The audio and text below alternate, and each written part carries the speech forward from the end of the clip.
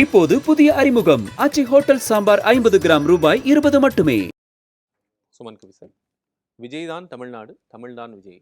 விஜய் எப்படி தமிழ்நாடு தான் விஜய் எப்படி புரிந்து அது 2015 புலி படம் வெளிவருது. அந்த புலி படத்தில் வாங்கிய ஒரு 15 கோடி ரூபாய் பணத்தை வந்து அவர் கணக்கில் காட்டலை அப்படின்னு சொல்லி ஒரு வழக்கு வருது.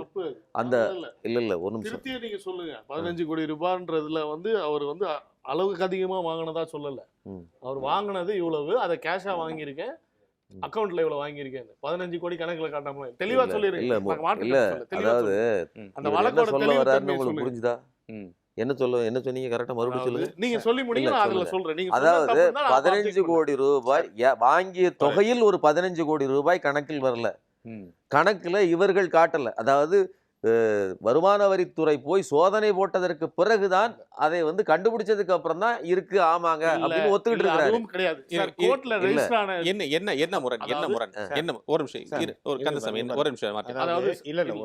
சொல்லுங்க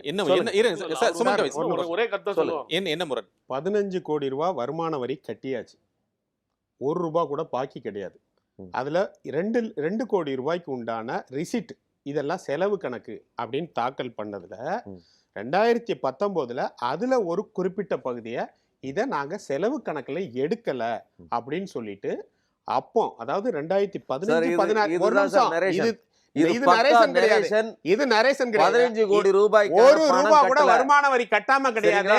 அவங்க ரிசிப்ட் எதுக்கு ரிஜெக்ட் பண்ணாங்களோ அந்த இதுக்காக அவங்க ஃபைன் போட்டாங்க. நீங்க கோர்ட் டாக்குமெண்ட் எடுத்து படிங்க, கோர்ட் டாக்குமெண்ட் எடுத்து படிங்க.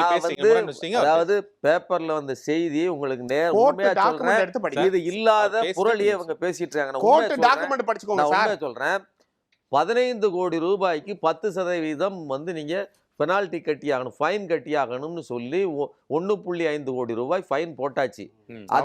அதை நீங்க வேற கோர்ட்டுக்கு நீங்க எடுத்து போனா போலான்னு சொல்லியாச்சு. 1.5 கோடி உங்களுக்கு ஃபைன் போட்டதா இல்லையா? ஃபைன் போட்டாச்சு. நீதிமன்ற தீர்ப்பை தயவு செய்து எடுத்து படிங்க. ஒன்று இன்னொன்னு வர சம்பந்தம் இல்லாம பேசக்கூடாது. இன்னொன்னு உங்க நேரத்துல நான் தலையிடல.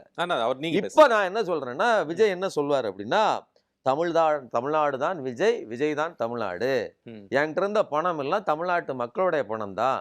நீங்க ஒருவேளை நான் தப்பு பண்ணிட்டேன் அப்படின்னு சொன்னா என்னிடம் வசூலிக்க வேண்டிய அந்த கடனையோ தொகையோ நீங்க தமிழ்நாட்டுல போய் வசூலிச்சுக்கங்க அப்படின்னு சொல்ல முடியுமா? தான் திருட்டுத்தனத்தை அல்லது தான் வந்து தவறு. நீங்க இந்த திருட்டுத்தனம் அதெல்லாம் பேசாதீங்க சார். கணக்கில் வராத பணத்தை வெட்கம் இல்லாம பொய் சொல்லுகிறீர்கள். நீங்க நரேசன் செட் பண்றீங்க. 1 ரூபாய் முத கொண்டு எல்லாத்துக்கும் வரி கட்டி இருக்கோம். அந்த பேப்பர் எடுத்து படிங்க சார். அந்த கோர்ட்டோட டாக்குமெண்ட நீங்களா போய் சொல்லாதீங்க. அதுக்கு என்ன திருட்டுத்தனம் சொல்றீங்க? எல்லாத்துக்கும் அப்பீல் போய் 1 ரூபாய் பாக்கி இல்லாம பே பண்ணி இருக்கோம்.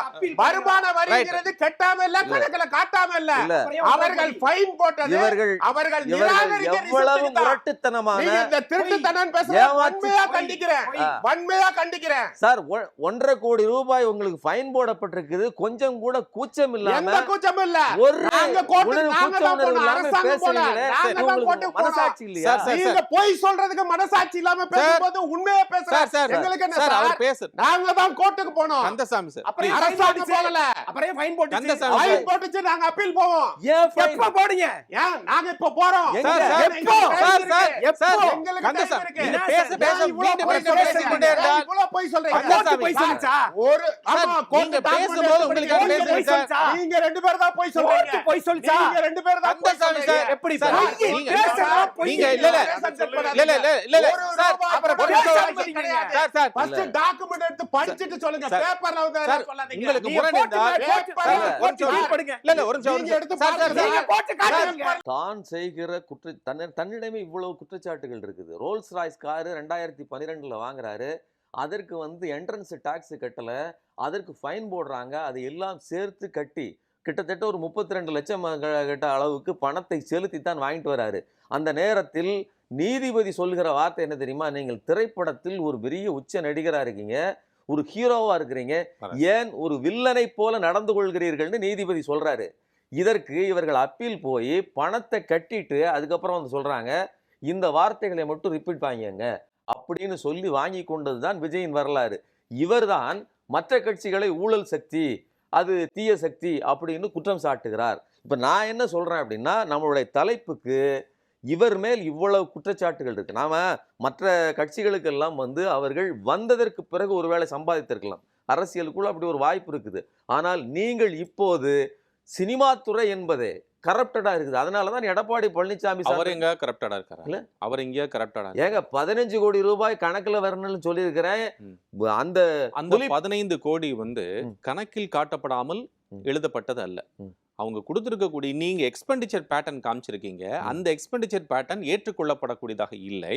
அப்படிங்கறதுனால நீங்க அந்த குணக்கு கட்டு இல்ல நான் கரெக்டா சொல்றேன். அதாவது 15 கோடி ரூபாய்க்கு கணக்கு இல்லை. ஏங்க கணக்கு இல்லை அப்படின்னு கேட்கும்போது, இல்லை நான் வந்து ரசிகர் மன்றத்துக்கெல்லாம் செலவு பண்ணியிருக்கிறேன் அப்படின்னு அவங்க சொல்றாங்க. ரசிகர் மன்றத்துக்கு எவ்வளோ செலவு பண்ணீங்க, அதை பில்லை கொடுங்க அப்படின்னு சொன்னால் இவர்களிடம் அந்த பில்லு கணக்குகள் இல்லை.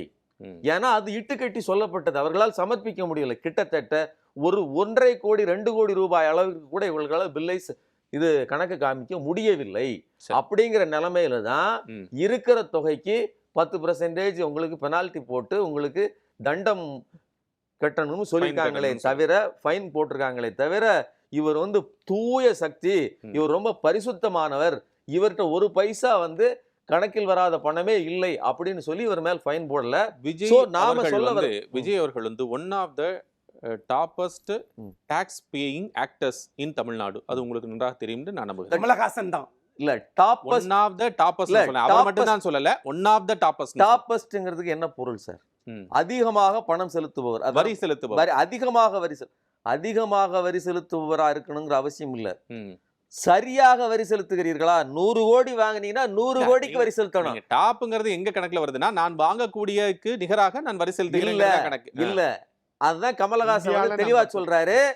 நான் வந்து என்னுடைய பணத்துல எங்கேயாவது நீங்க பிளாக்னு சொல்லுங்க அப்படின்னு எடுத்து போடுறாரு. ஆனால் விஜய் அப்படி அல்ல.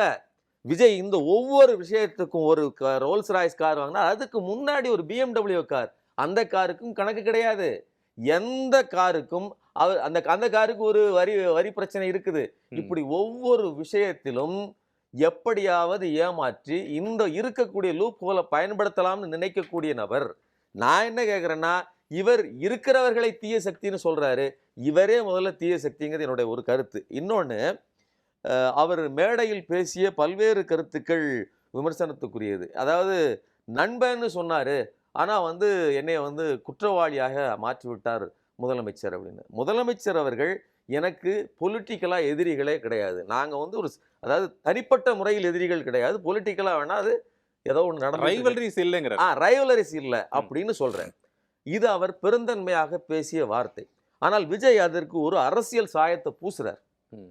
இது வந்து என்னை நண்பன்னு நீங்க இல்ல. நான் என்ன கேட்கிறேன், விஜயை எவ்வளவு சுதந்திரமாக எவ்வளவு அனுமதிக்க முடியுமோ அனுமதிச்சுட்டு இருக்கு திமுக அரசாங்கம். எதுக்கு இது சொல்றேன்னா, விஜய் அந்த பிரச்சனைக்கு பிறகு எந்த ஒரு கட்சி தலைவனும் இதே போல தன் கட்சிக்காரர்கள் இறக்க வேண்டும் என்று திட்டமிட்டு போக மாட்டாங்க அப்படின்னு முதல்வர் சொன்னார். ஆனா அதே மாதிரி தமிழ்நாடு காவல்துறையும் எந்த இடத்துலையும் விஜய்க்கு பெரிய தடைகளையோ நெருக்கடியோ கொடுக்கல. அப்படி கொடுத்துச்சுன்னா அதுக்கான வீடியோக்கள் வந்திருக்கும். ஆனா நீங்க பாண்டிச்சேரியில நீங்க போய் ஒப்புதல் வாங்கி கொண்டு வருவதும் அந்த ஒப்புதலுக்கு மறுப்பு தெரிவிப்பதுங்கிறது வீடியோ எடுக்கக்கூடிய விஷயம் இல்லையே. அது வந்து நிர்வாகிகள் போயும் நிர்வாகிகள் அதுக்கு பதில் சொல்றேன்.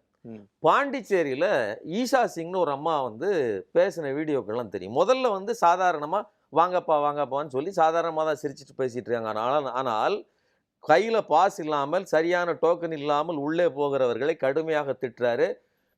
ஒரு கட்டத்துக்கு மேல் உணர்ச்சி வசப்பட்டு 41 பேர் இறந்து போயிருக்காங்க, மனசுல வச்சுக்காங்க அப்படின்னு சொல்லி கடுமையான விமர்சனத்தை வைக்கிறார். இப்ப நான் என்ன கேட்கிறேன், 41 பேர்னு சொல்லி அக்னீஸ்வரன் சார் சொல்லும் போது வருகிற கோபம் ஈஷா சிங் பேசும்போது வந்திருக்கணும். நான் என்ன கேட்கிறேன்னா, அவங்க வந்து ஒரு அரசு பதவியில் இருக்கிற தாவேக்காக்கு மட்டும் இவ்வளவு நெருக்கடி, மத்த கட்சிகளுக்கு இல்லாது ஏன் தாவேக்காக்கு? இப்ப 1.5 லட்சம் பேர் கூடக்கூடிய ஒரு திமுக கூட்டமோ அல்லது 1 லட்சம் பேர் கூடக்கூடிய ஒரு மற்ற கட்சிகளுடைய கூட்டமோ 2 லட்சம் பேர் கூடியதாக சொல்லக்கூடிய நாம் தமிழர் கட்சியுடைய கூட்டத்திற்கோ எந்த விதமான ஒரு அழுத்தமோ நெருக்கடியோ இல்லாமல் அரசியல் ரீதியாக விஜய் அவர்களுடைய கூட்டத்திற்கு மட்டும் ஏன் நெருக்கடி கொடுக்கப்படுகிறது? இதுதான் அவங்களுடைய கேள்வி. அதுக்கு வந்து நீங்க இவர் வந்து எங்களுக்கு இப்படிப்பட்ட நெருக்கடிகள் கொடுக்கக்கூடாது, எங்களுக்கு வந்து ஃப்ரீ பண்ணி விடணும்னு சொல்லி சிடிஆர் நிர்மல்குமார் ஒரு கேஸை போடுறாரு. அதுல நீதியரசர் சொன்ன வாக்கியம் ரொம்ப முக்கியமானது. எல்லா கட்சியும் இருந்தானே விஜய் கட்சியும் எதுக்காக விஜய் கட்சிக்கு அதிகமான கூடுதல் நெருக்கடி கொடுக்குறீங்கன்னு கேட்டதுக்கு போலீஸ் தரப்பில் வீடியோ எடுத்து காமிச்சிருக்காங்க. பாருங்க, கரண்ட் கம்பியில் ஏறுறாங்க, மரத்து மேலே ஏறுறாங்க, தவறாங்க, ஒவ்வொரு இடத்துக்கும் ஒவ்வொருத்தர் மேலே தோள் மேலே ஏறுறாங்க, எல்லாத்தையும் பார்த்துக்காங்கன்னு வீடியோவை பார்த்ததுக்கு பிறகு இவர்களுக்கு கூடுதலாக நாம்ஸ் விதிக்கணுமே தவிர, சட்டங்கள் விதிக்கணுமே தவிர இவர்களுக்கு குறைக்கக்கூடாதுன்னு சொல்லி தான் தீர்ப்பு சொன்னார். இதெல்லாம் வந்து இருக்குது. எதுக்காக சொல்றேன்னா, எல்லா கட்சிகளும் கூட்டம் நடத்துகிறது. சார் கூட முதல்ல சொன்ன அக்னி அடுத்தடுத்து கூட்டங்கள் நடந்துகிட்டே இருக்குது, சொல்லவே வேண்டியதில்லை, அவ்வளவு கூட்டங்கள். நான் இன்னும் சொல்றேன், 41 பேர் இறந்த இடத்தில் அதிமுக அதுக்கு 2 நாளைக்கு முன்னாடி தான் எடப்பாடி பழனிசாமி கூட்டம் நடத்துறாரு. இதை விட கூட்டம் அதிகம். ரொம்ப முக்கியமானது, இவர்கள் வெறும் 27,000 பேர் உள்ள வந்து நின்ன நெரிசல். ஆனால் நீங்கள் நல்லா புரிஞ்சுக்கங்க, அதே கரூர்ல, அந்த கரூருக்கு அவர் போனதுக்கு காரணமே முப்பெரும் விழா நடந்துச்சு. முப்பெரும் விழாவில் கிட்டத்தட்ட 3 லட்சம் பேர், 1 லட்சம் பேர் சீருடையோட கூட்டு வர்றாங்க.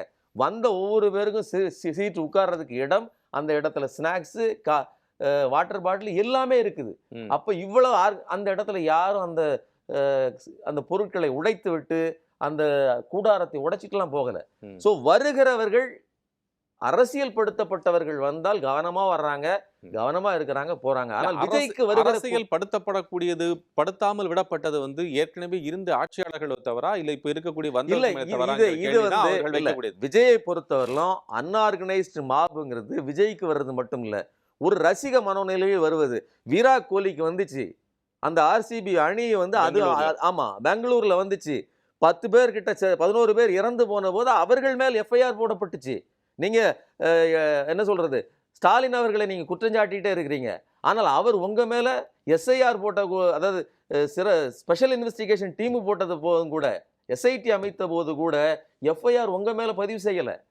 ஆனால் இன்னைக்கு சிபிஐ உங்களை கூப்பிட்டு அழைத்து பேசி கொண்டிருக்கிறது. நான் என்ன கேட்கிறேன், இப்போ நீங்க மோடி அங்கிள் என்ன ஏன் கூப்பிட்டு இப்படி அலைக்கழிக்கிறீர்கள் உங்க கையில் இருக்கக்கூடிய சிபிஐ கொண்டு?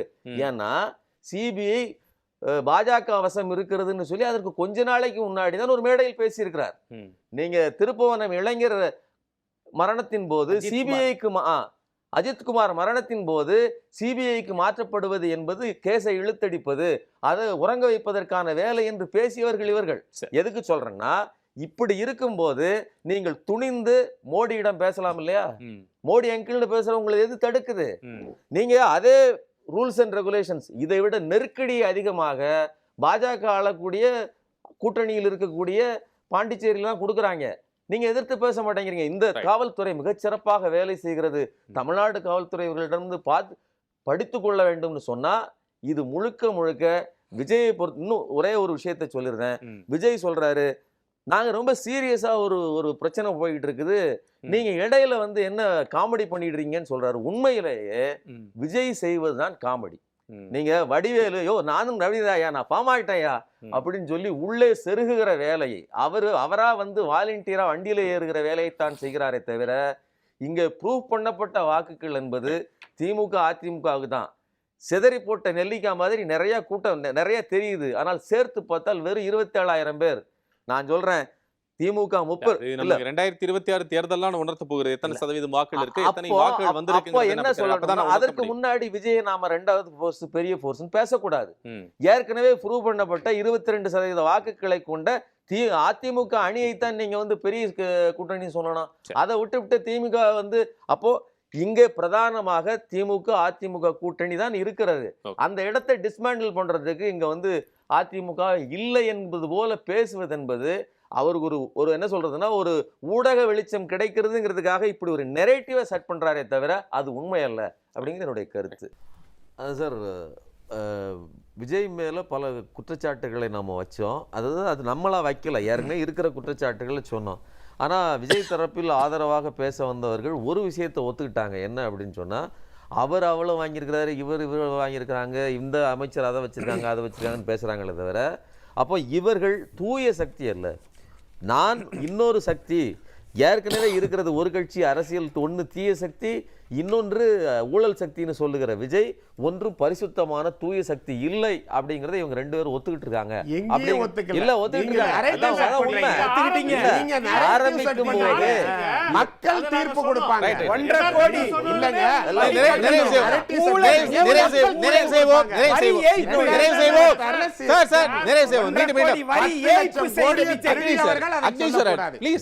இல்ல.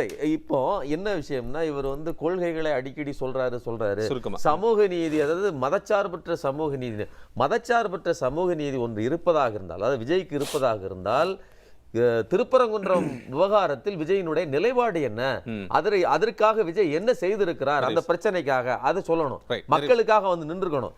இன்னொன்று, கிறிஸ்தவ மக்களுக்கு ஒருவேளை இவர் வந்து நிற்ப சிறுபான்மையினருக்கு இருக்கிறதா, கிறிஸ்துமஸ் அன்னைக்கு வட இந்தியாவில் அவ்வளவு பிரச்சனைகள் நடக்குது, இந்துத்துவ கூட்டம் அந்த மக்களை எவ்வளவு ஒடுக்குது, அதற்கு எதிராக விஜய் ஒரு வார்த்தை பேசியிருப்பாரா? எதுவும் கிடையாது. அப்போ சமூக நீதி இதெல்லாம் வந்து வெளியில் சொல்லக்கூடிய ஒரு கட்டுக்கதை. விஜயை பொறுத்தவரையிலும் விஜயை பார்க்க வருகிற கூட்டம் என்பது அது கட்டுப்படுத்தப்பட வேண்டிய கூட்டம் என்னுடைய கருத்து. இப்போது புதிய அறிமுகம் ஆச்சி ஹோட்டல் சாம்பார் 50 கிராம் ரூபாய் 20 மட்டுமே.